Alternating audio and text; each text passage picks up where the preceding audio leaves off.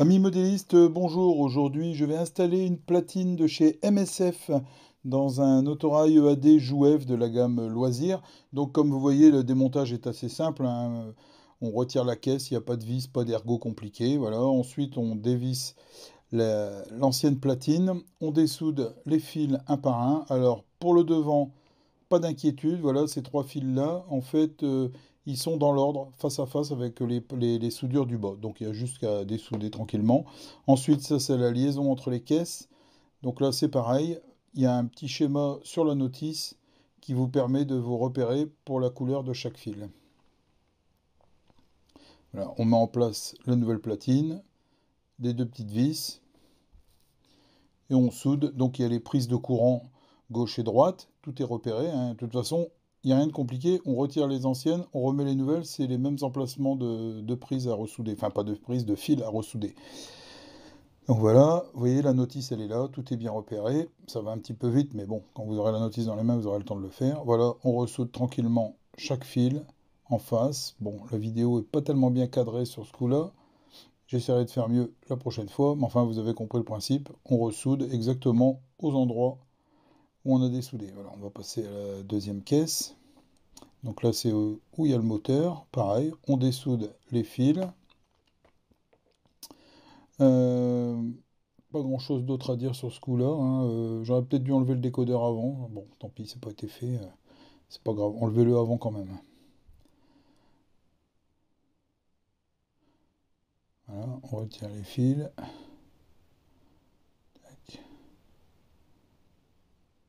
Voilà, les deux petites vis. On retire la platine d'origine Jouef. On met en place la platine MSF. Les deux vis. Hop. Voilà. Et on ressoude. Alors c'est l'alimentation du moteur ici, hein, directement. Voilà.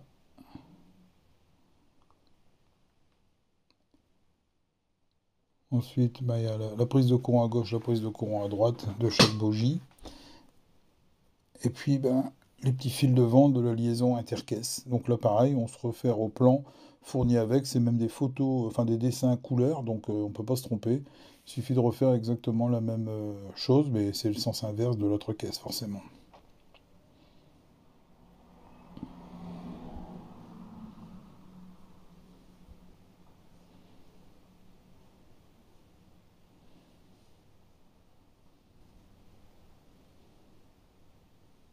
Voilà, petite soudure. On remet, ça c'est les fanaux, l'éclairage avant. Voilà.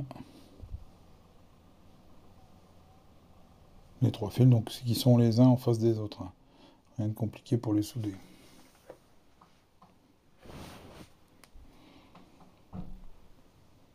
Voilà, donc ici vous pouvez souder l'éclairage pour la cabine, si vous souhaitez éclairer votre cabine.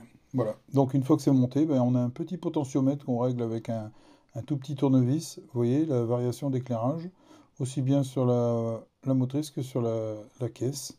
Hop, voilà. Ensuite on remonte et vous voyez, les feux fonctionnent. C'est superbe. Donc la fonction F1 pour allumer l'éclairage intérieur ou l'éteindre avec une télécommande multimos. Et les feux avec le bouton F0 normal. Voilà. Ça nous fait un joli autorail en bijou.